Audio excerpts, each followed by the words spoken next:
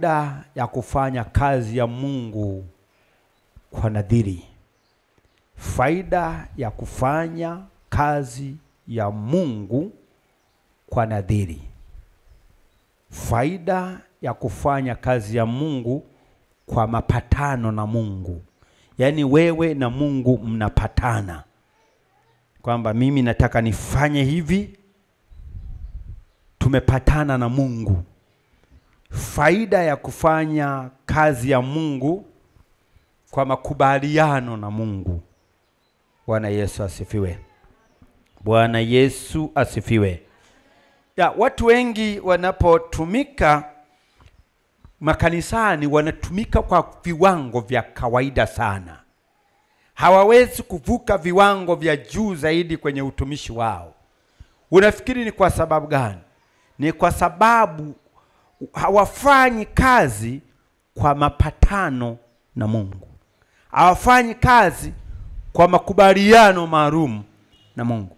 Wanafanya kazi ya kawaida. So, matokeo yake wanafanya kazi chini ya kiwango. Kufanya kazi juu ya kiwango ni pale ambapo mtu anaamua kuweka nadhiri. Kwa Kiingereza labda tutumie neno zuri, commitment. Commitment maana yake mtu anafika mahala anasema kwa muda wa mwezi mzima nitafanya hivi. Hiyo tunaita ni commitment. Kwa muda wa wiki 2 nitasoma Biblia asubuhi masaa 3. Hiyo inaitwa ni commitment.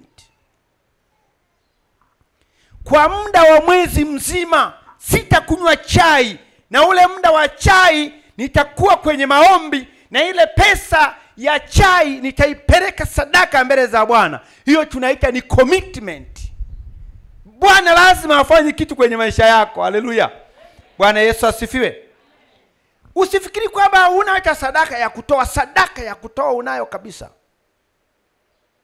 Unaweza kaamua kwamba chakula cha mchana sitakula, na badala yake pesa ya chakula cha mchana ninaipeleka madhabahuni kwa Bwana. Halafu Bwana, mimi ninaombi hili hapa. Hiyo inaitwa ni commitment.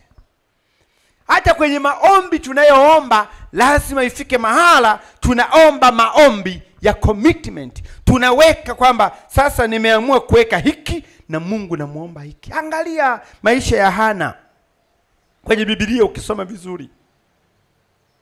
Hana aliingia, alikuwa anafanya maombi ya kawaida. Mpaka siku moja aliposema kwamba mtoto atakayezaliwa sio wa kwangu, ni wa kwako Mungu. Hiyo ni commitment. Mungu hawezi kuwekewa nadhiri halafu asiwe mwaminifu kwako. Tuko pamoja? Hauwezi kumtumikia Mungu kwa nadhiri halafu Mungu akakuangalia hivyo hivyo. Na ndio nimesema faida ya kufanya kazi ya Mungu kwa nadhiri. So, nadhiri inasaidia nini sasa kwenye utumishi? Nadhiri inaleta kitu kinaitwa uzito wa utekelezaji wa majukumu yako. Andika kama unaandika. Ni inaleta uzito wa utekelezaji. Namba 1 ni hiyo. Inaleta uzito. Umeshaandika uzito? Halafu inaleta mzigo. Uzito na mzigo ni tofauti. Uzito ni pale unaona jukumu ni la kwako kabisa. Halafu anaweka mzigo unaokulazimisha utue. Halafu jambo la 3 inaleta uwajibikaji. Nimesema nadhiri inafanya nini? Inaleta uzito, halafu inaweka mzigo, halafu inaweka uwajibikaji. Na hili ni patano la kiroho. Nadhiri ni patano la kiroho, sio la kimwili. So, mtu anapokuwa amesema kwamba atatekeleza jambo fulani, maneno yale ambayo Biblia inasema ndio yenu na iwe ndio, na hapana yenu na iwe hapana, anamaanisha umesimama kwenye yale uliyosema. Na Mungu ni mwaminifu, ambaye unapokuwa umeongea utafanya, yeye analiangalia neno lake aweze kulitimiza. Ndio maana nimesema kuna faida. Sasa katika somo la leo hapa nimeandaa kama faida kadhaa. Niangalie zitakuwa ni faida ngapi? Ni kama faida 3 tu. Nimetafuta faida 3 katika kuandaa somo hili. Nimetafuta faida 3 za kufanya kazi kwa nadhiri mpaka itakapokoma. Naweka kuna wakati mwingine kuna nadhiri ya maisha na kuna nadhiri ambayo ina ukomo. Baada ya muda ina expire, unaanzisha nyingine. Namba 1, faida ya kwanza, nadhiri hukufanya ufanye kazi ya Mungu kwa ufahamu. Nadhiri inakufanya ufanye kazi ya Mungu kwa ufahamu. Nisomee kitabu cha Wakorintho ya pili sura ya 6 mstari wa kwanza. Wakorintho ya pili sura ya 6 mstari wa kwanza. Wakorintho ya pili sura ya 6 mstari wa kwanza inasemaje? Nasi tukitenda kazi pamoja naye, twawasihi msipokee neema ya Mungu bure. Bwana Yesu asifiwe. Au sio huo mstari? Ni huo, si ndio? Nadhiri inamfanya mtu atambue kwamba amepewa nafasi ya kipekee ya kushirikiana na Mungu. Anasema nasi tukitenda kazi pamoja naye. Unatenda kazi pamoja na Mungu. Anasema kwamba basi tusitumie neema bure. Kwa hiyo maana yake ni kwamba ile nadhiri inakusaidia wewe kutambua thamani ya neema ya Mungu juu ya maisha yako. Maana kila wakati nadhiri itakuwa na tabia ya kukukumbusha kwamba wewe sio mtu wa kawaida. Ni Wakorintho ya pili sura ya 6 mstari wa kwanza kama unatafuta. Kwa hiyo neema uliopewa kufanya huduma inapaswa itumiwe kwa maarifa sahihi ya kimungu, na haitaki kutumika bure. Sasa mtu ambaye anafanya kazi bila ufahamu wa kawaida, huyu mtu ndio hawezi kuelewa kwamba jambo hili ni jambo la muhimu nilifanya, jambo hili si la muhimu kwa sasa nilifanya. Na ndio unajua kwamba mtu akishaweka nadhiri anasimama, anatembea kwenye vile viwango ambavyo ameweka nadhiri yake. Hakika Mungu atamuinua mtu yule. Haleluya. Bwana Yesu asifiwe. Kwa hiyo mtu ambaye ameweka nadhiri haishi kwa bahati nzuri wala kwa bahati mbaya. Anaishi kulingana na nadhiri aliyoiweka. Anatembea katika kusudi aliloliweka. Tumekuwa tukijifunza siku kadha wakati kwamba Mungu ameweka kwa kusudi ya maisha yetu, ameambatishwa kwenye karama. So zile karama tulizopewa zinatusaidia kuwa na ufahamu juu ya Mungu. Kuwa na ufahamu Mungu anataka nini. So ukiweka nadhiri yako mbele za Bwana ya kwamba mimi Mungu mwaka huu nitafanya 1, 2, 3 katika nyumba yako, unakuwa na ufahamu katika utendaji wa kazi ya Mungu. Na pia inakuepusha wewe usiingilie majukumu ya wengine, unatembea kwenye jukumu lako. Inakusaidia wewe kusema mimi ni mtumishi wa Mungu wa mambo mengi tu kanisani. Na ndio unauliza mtu kanisani kwenu una huduma gani? Anaanza kuambia kila huduma ni yake. Kila huduma ni yake. Kwa nini ni ya kwake kila huduma? Ni kwa sababu pengine kuna baadhi ya watu hawana ufahamu wa neno la Mungu, hawana ufahamu na yale ambao mnataka kuyafanya. So nadhiri inakufanya wewe uwe na ufahamu. Na jambo la pili, ndio naenda hivyo. Faida ya pili, nadhiri ina tabia ya kukuingiza katika ushirika wa kazi ya Mungu. Kukuingiza katika ushirika. Nadhiri inamuingiza mtu kwenye kiwango cha, nitumie neno gani? Kutoka kuwa mtazamaji anakuwa ni mfanya kazi pamoja na Mungu. Mhubiri wa jana nilisikiliza kwa haraka akasema kwamba unamsaidia Mungu, yani mko pamoja na Mungu. Yani wewe umepewa hadhi ya kiwango cha juu ya mfanya kazi, kufanya kazi pamoja na Mungu. Hebu naomba niangalizie hapo katika Wakorintho ya kwanza sura 3 mstari wa 9. Nisikilize. Ni faida kubwa mno. Mungu anakuita wewe unafanya kazi pamoja naye. Anasemaje? Tu wafanya kazi pamoja na Mungu. Ninyi ni shamba la Mungu. Ni jengo la Mungu. Haleluya. Wewe ni mfanya kazi pamoja na Mungu. So unapoweka nadhiri yako sasa mbele za Mungu, inakuingiza kwenye ule ushirika kamili wa kwamba wewe upo kwenye ofisi ya Mungu. Maana yake una funguo ya ofisini. Ile funguo alionayo Mungu na wewe unayo. Unajisikiaje kuwa na ufunguo wa bosi na wewe unao? Yaani ikiwa kama umeajiriwa kwenye kampuni na yule bosi wa juu amekupa ufunguo wa ofisi, alafu na wewe unao, hata unajigamba kabisa barabarani, mimi nina ufunguo ya bosi, naweza ikaingia ofisini kwa bosi wakati wote ule.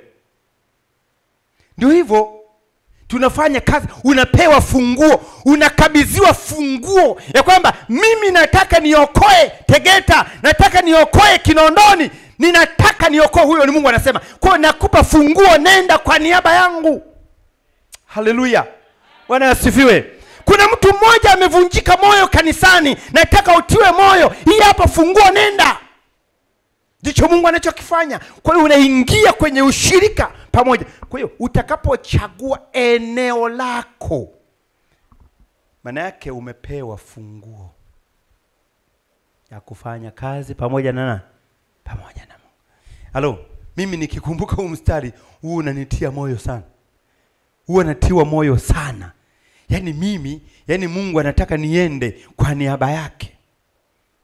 Kwa niaba yake. Kwa niaba ya Mungu naenda. Kama watu wa Mungu wakijua haki, hatutahangaika. Kwa sababu watajua wanatenda kazi pamoja na Mungu. Kwa hiyo ndio faida.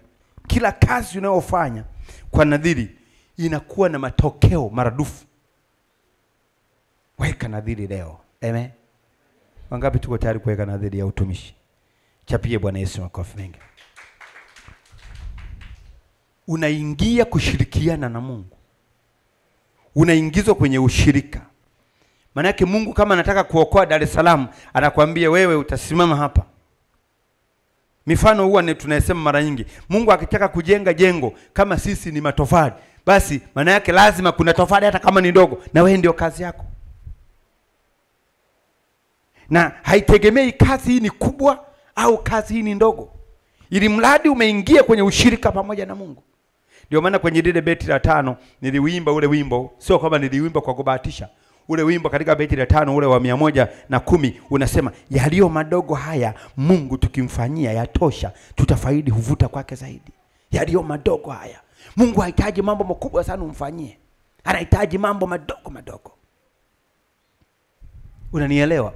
Mambo madogo madogo. Yale ambayo unadhani ni madogo, kwake ni makubwa. Yale unaona ni madogo, yeye anaona ni makubwa. Maana tayari amekuingiza kwenye ushirika. Lakini sasa kijana wangu, dada yangu, kaka yangu, ukiingia kwenye utumishi haumalizi vizuri mpaka ulalamike. Yaani wewe ni mtu wa kunungunika tu. Ni mtu wa malalamiko. Yaani hakuna sehemu. Yaani wewe ni mtu wa manunguniko tu kile inapoitwa leo. Ni mtu wa kunungunika. Unaingia kwenye kazi unanungunika. Sasa yaani bosi amekwambia wewe ndio unaenda kwa niaba yangu, halafu bado unanungunika. Maana yake unamfanya Mungu ni kama Mungu aonekana ameshindwa.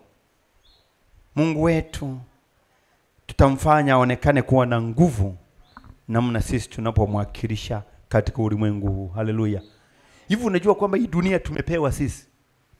Kuna mstari unasema ni wapi? Mbingu ni mbingu zake Bwana, lakini nchi amewapa wanadamu. Nilishawahi kutunga na wimbo pale. Mbingu ni mbingu zake Bwana, lakini nchi wamepewa na wanadamu. Sio wafu wa msifuo Bwana, lakini walio hai ndio wanamsifu. Liko wapi? Zaburi 115 nasemaje? Soma kwa sauti. Naam. Mbingu ni mbingu za Bwana. Nchi umepewa wewe. Hebu nisaidie kumshika jirani yako. Nchi umepewa wewe. Nchi umepewa wewe. Bwana Yesu asifiwe. Umepewa wewe. Mbingu ni za Bwana, nchi umepewa wewe. Fanya mapenzi ya Mungu. Anapokukabidhi maana yake anakukabidhi kwa masharti. Wakati ule Mungu alipomweka Adamu katika bustani, Biblia inasema akamweka Adamu katika bustani ili aitunze na kuilima. Hatufanyi kazi ovyo ovyo tu, unaitunza na unailima ile kazi. So katika dunia hii Mungu ametuweka, hajatuweka kwa bahati mbaya, ametuweka ili tuwe na ushirika naye. Haleluya. Bwana Yesu asifiwe. Tuwe na ushirika naye. Ndugu yangu, weka nadhiri ukiwa na akili timamu kwamba ninaingia katika ushirika na Mungu. Nitafanya hata kama ni dogo, lakini kwa utukufu wake. Na jambo la mwisho, nadhiri huleta malipo ya Mungu katika kila jitihada. Nadhiri huleta malipo ya Mungu katika kila jitihada. Katika kila jitihada. Nisikilize, katika kila jitihada unapata malipo yake. Wakorintho ya kwanza sura ya 15 na mstari wa 58. Wakorintho ya kwanza sura ya 15 mstari wa 58. Wakorintho ya kwanza sura ya 15 58. Inasemaje? Tusome kwa sauti moja. Mstari wa 58 sehemu ya mwisho, mkazidi, tuanzie pale, mkazidi. Mkazidi sana kutenda kazi ya Bwana siku zote, kwa kuwa mwajua ya kwamba taabu yenu sio bure katika Bwana. Amen. Nisikilize mwana wa Mungu. Taabu yako sio bure mbele za Bwana. Taabu yako sio bure. Kujituma kwako sio bure. Kujitoa katika kazi ya Mungu sio bure. Kuna malipo. Yako mengine ni hapa duniani, lakini kuna malipo mengine ambayo Bwana atayafanya katika uzima wa milele. Jana kama mnakumbuka nilitoa kauli moja hivi kwamba unapomtolea Mungu usitarajie malipo. Ukitarajia malipo, utakapokosa yale malipo uliyotarajia, utavunjika moyo. Fanya kazi ya Mungu kama sehemu ya wajibu wa maisha yako ya Kikristo. Ikiwa hivyo, Mungu atakubariki kupitia hiyo. Unapoweka nadhiri yako, Biblia inasema kwamba kazi yoyote unayoifanya sio bure. Kazi yoyote unayoifanya sio bure. Kuna malipo. Leo inawezekana ukifanya kazi hata hakuna anayesema asante. Hata badala ya kuwa tu kukupongeza, wanaanza kukulalamikia. Kwa kawaida watu, unaweza ukashangaa sana, kwa kawaida watu wataangalia sehemu yenye udhaifu kuliko sehemu yenye nguvu. Wataangalia sehemu yenye udhaifu. Yaani tunaweza tukamaliza hata kambi hapa na wakina mama, badala hata kushukuru hata sehemu ambayo wamefanya vizuri, wataangalia wapi wamekosea. Hiyo ni tabia ya mwanadamu. Wapi kuna makosa? Wapi mhasibu hakufanya vizuri? Mwenyekiti kakosea wapi? Katibu kakosea wapi? Hao ni wanadamu. Na wanadamu huwezi kuwaridhisha kwa lolote lile. Lakini sikieni watu wa Mungu, kazi yenu sio bure mbele za Bwana. Kazi yenu sio bure, ina malipo. Kazi yako haina malipo. Kwa hiyo nadhiri sasa inaleta moyo wa kuzidi kuongezeka, lakini sio kuzidi kuongezeka tu, inaleta pia matarajio ya kupokea malipo. Kama mwandishi anavyosema, zidini kuifanya kazi ya Mungu. Kazi yenu sio bure. Taabu yako, gharama yako unayotoa, jasho lako, muda wako, mateso yako, kila kitu unachokifanya kwa ajili ya kazi ya Mungu, na kuhakikishia sio bure mbele za Bwana.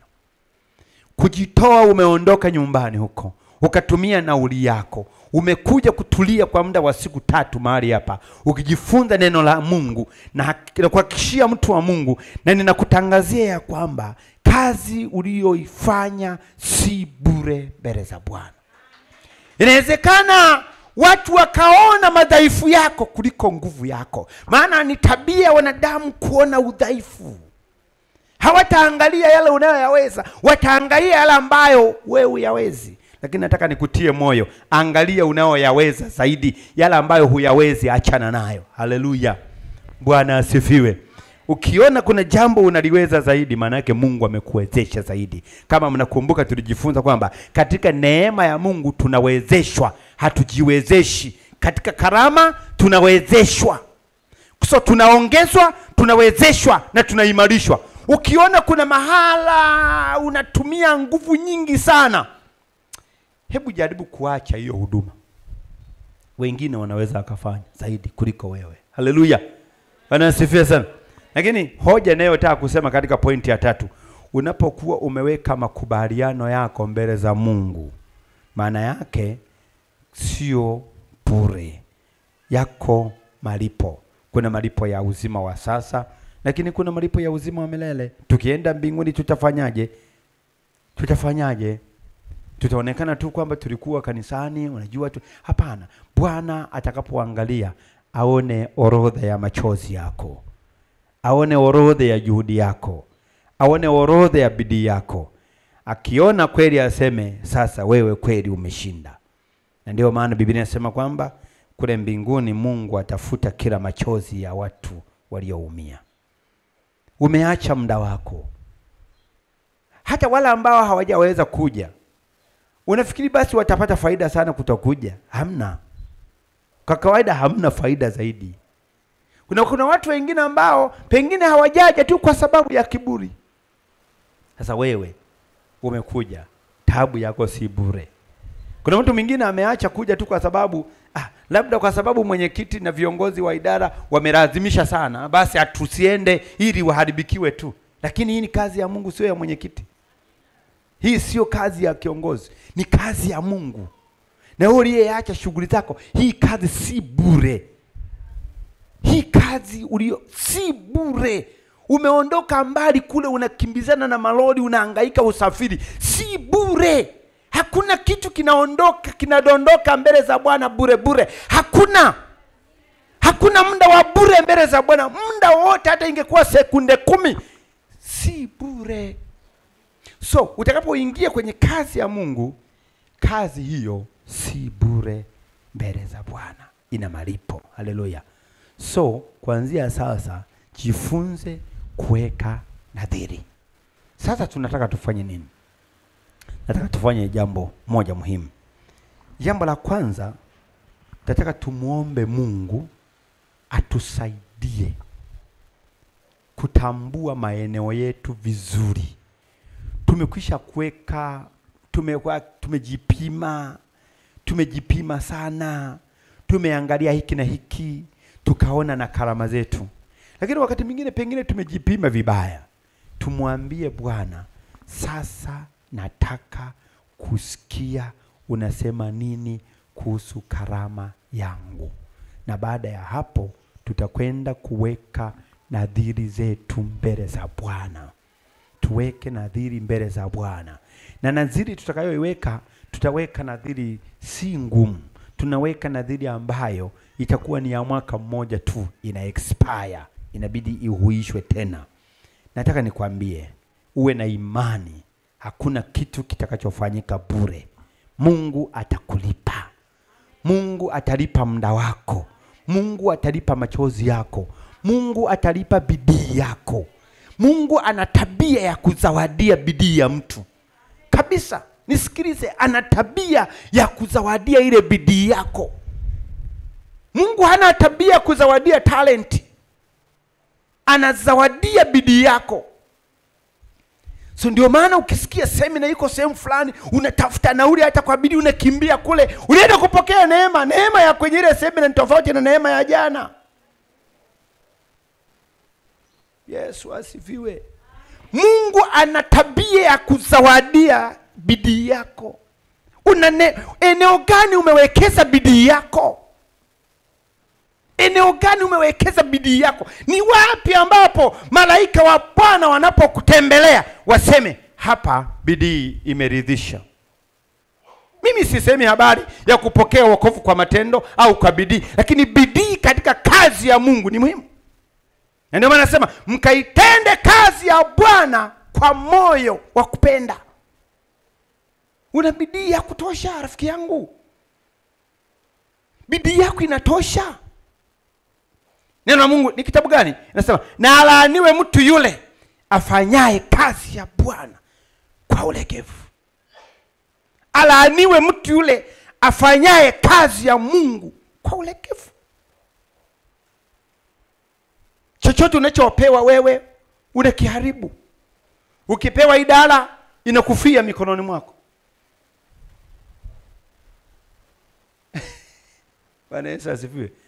Simama leo kama mtu anayefufua mambo ya Mungu, mpigie Yesu makofi. Simama leo kama mtu anayefufua mambo ya Mungu katika jina la Yesu. Fufua mambo ya Mungu katika kizazi chako.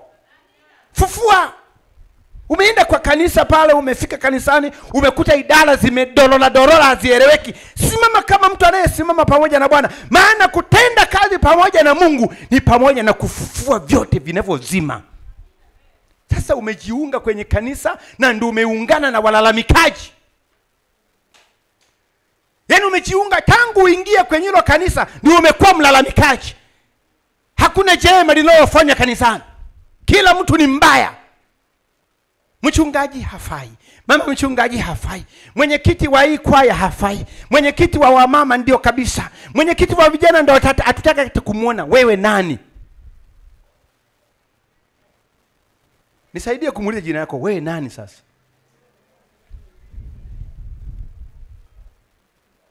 Hautaki kumuuliza wewe nani sasa? Maana kila kitu wewe kwako ni shida. Mimi sasa ninaacha kuimba kwaya kwa sababu ya huyu. Mimi sasa naacha kwenda kanisani kwa sababu ya huyu. Sasa kufa tu sasa, uende mbinguni. Usituchoshe. Ukifika huu ni mwaka unaokuja 26, ni mwaka wa kufufua. Ni mwaka wa kufufua. Umepewa kazi, fanya kwa bidii. Mungu anazawadia bidii yako. Mungu anazawadia bidii yako. Usiweke nadhiri hivi hivi tu. Weka nadhiri na weka nguvu zako zote. Mungu anazawadia bidii yako. Anazawadia. Nina uhakika huo na ninaamini hivyo. Wote wanaoelewa ninachokisema, wote waliotembea kwa uaminifu na Mungu kwa bidii, wameona namna Mungu anavyozawadia bidii. Sio wale ambao wana uwezo, bali wale wanaowezeshwa. Wale wenye uwezo hao ni wana karama zao, wana vipaji vyao.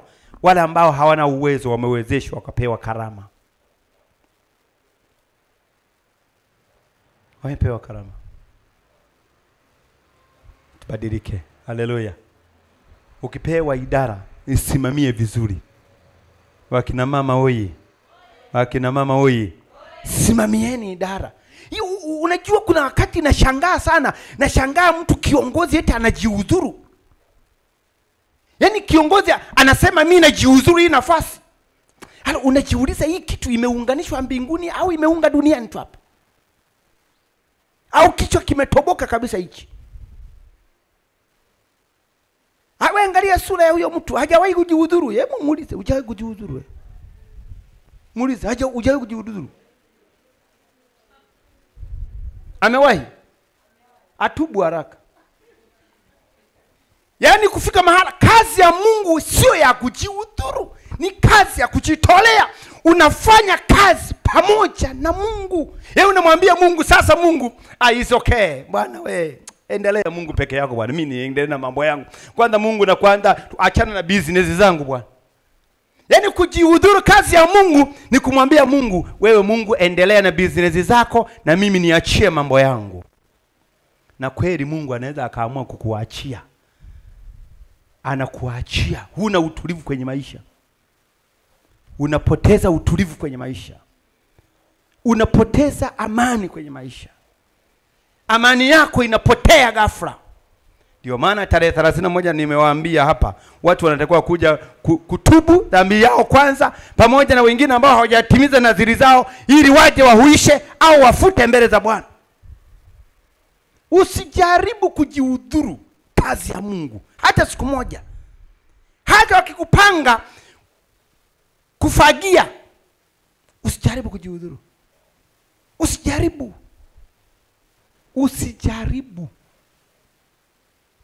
Utachapwa. Mungu ana tabia ya kuwachapa bakora watu wake. Na ukichapwa na Bwana, rafiki yangu, watakuombea mitume mpaka watachoka. Hata wakikuweka kwenye pipa la mafuta, hata wakikumwagia madebe, hata wakikuletea mafuta ya mizeituni kutoka Yerusalemu, utaendelea kupigika tu.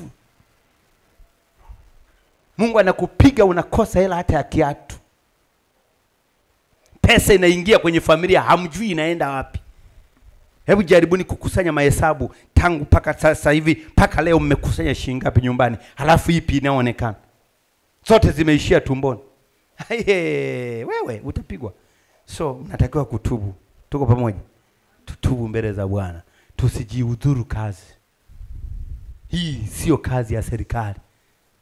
Sio kazi ya serikali. Kazi ya Mungu ni Mungu amekuelekeza.